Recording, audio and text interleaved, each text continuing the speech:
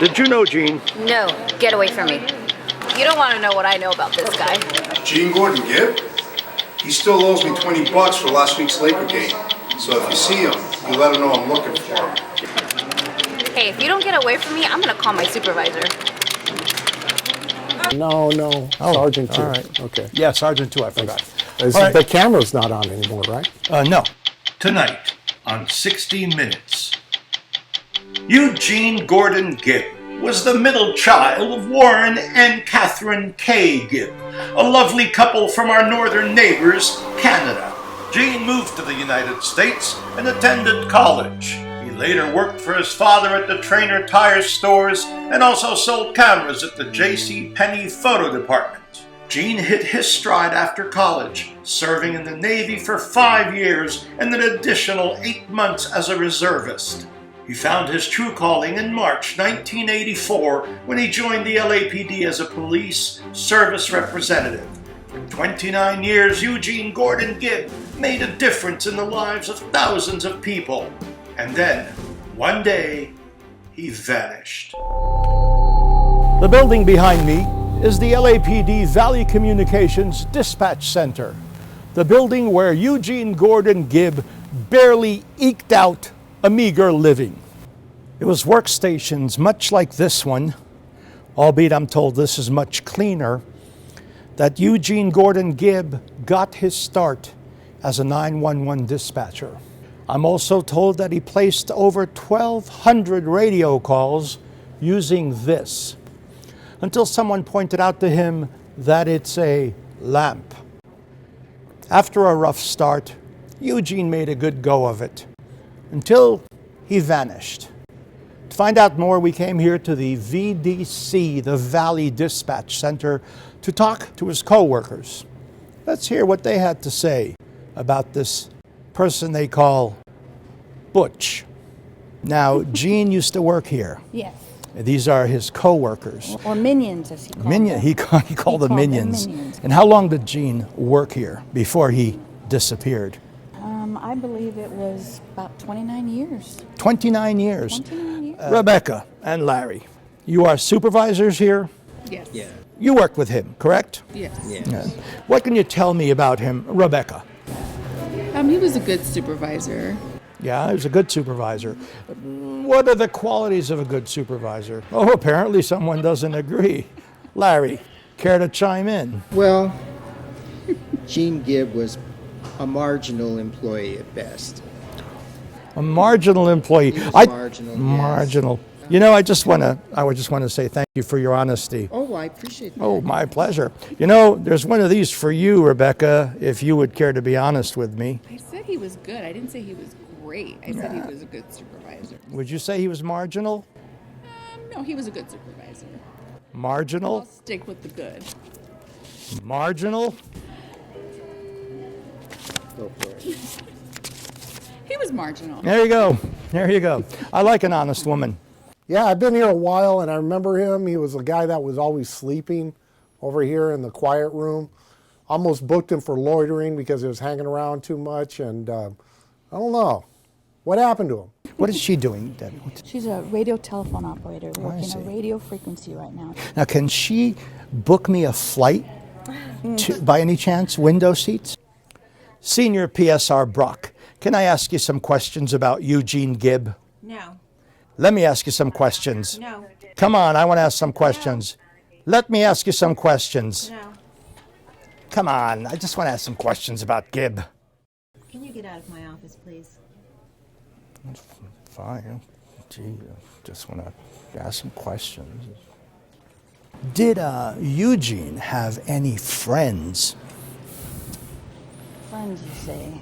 Jason, I'm told that you know all about Eugene Gordon Gibb. Worked with him for years. Great guy. Great guy. Yeah. Come on. Come on. Oh, really? He's a great man. That's not what I've heard. Tell me the truth. Nothing to tell. He's a great guy. All right. How much? How much more? Huh? It's a lot in there. Not enough. He's a great guy. There you have it. A real friend. Excuse me, officer. What do you know about Gene Gordon Gibb, also known as Butch? Gene Gordon Gibb? You let Gene Gordon Gibb know that he still owes me 20 bucks for last week's Laker game. And as far as I know, he's no longer welcome here. Jackie. You worked with Eugene Gordon Gibb, did you not? I'm not sure. The name doesn't really sound familiar. Gene Gibb was one of my training officers because, as you know, he retired as the highest ranking PSR there could be, which is a senior 2 position. And he had been here a very long time. So when I came in, he was the welcoming committee that kind of showed me the ropes and what have you. And coming in as a sworn watch commander, I know everything, okay? There's nothing we don't know.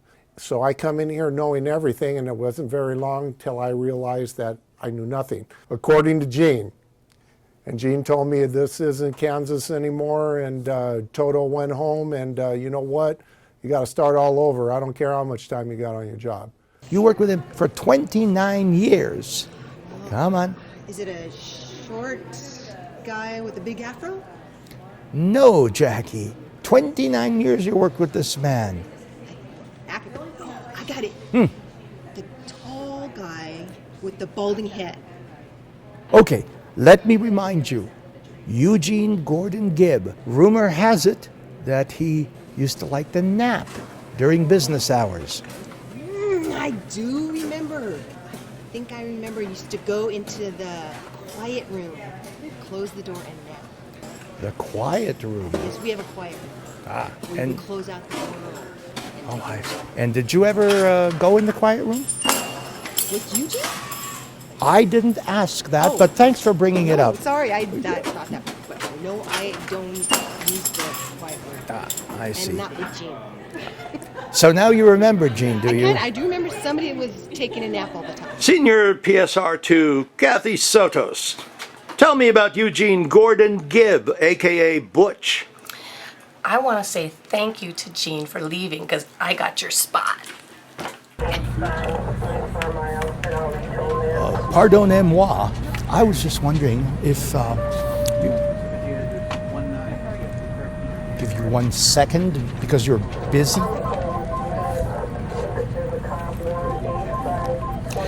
Yes. Are you familiar with a certain Eugene Gordon Gibb? Well, he worked here for 29 years, my good woman. Could you possibly say something nice about him? I'm willing to pay. I can't find anyone to say anything decent about the man. Anything nice.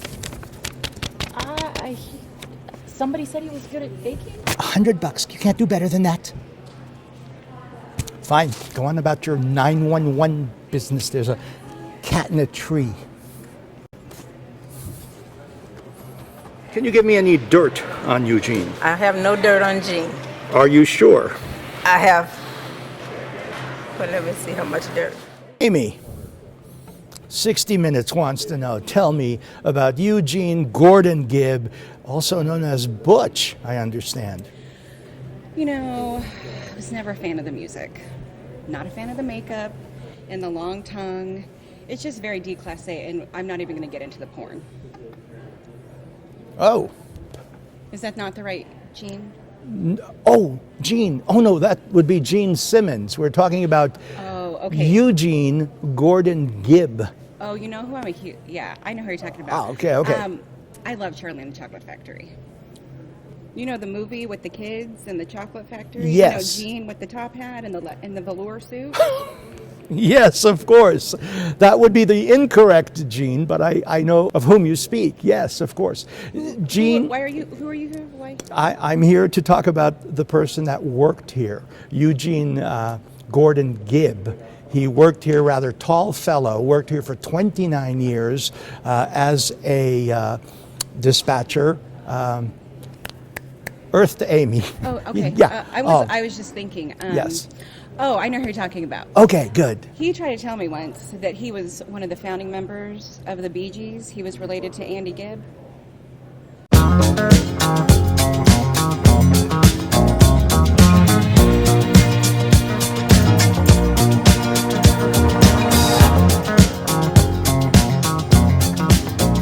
you can tell by the way I use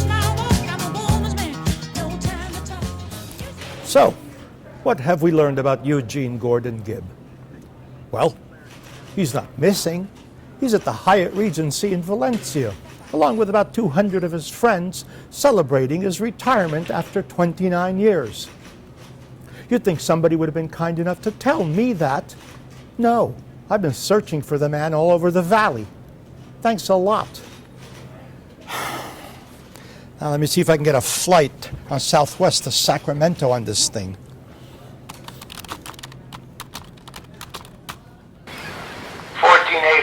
To control. We just got dispatched code 3 to Sacramento. What the fuck is going on? This sounds like a Gene Gibb fuck up. I thought he retired.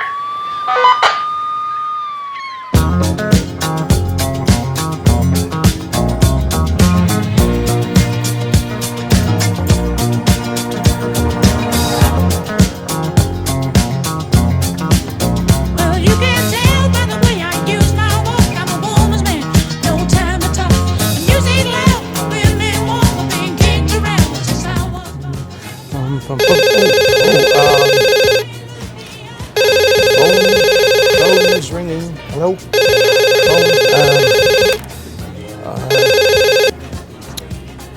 911, what are you reporting?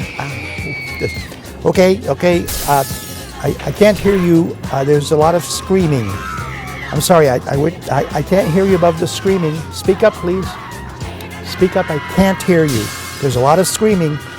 Okay, now, screaming and gunshots. I cannot hear you over the screaming and the gunshots. Okay, sorry. Wish I could help. Hello?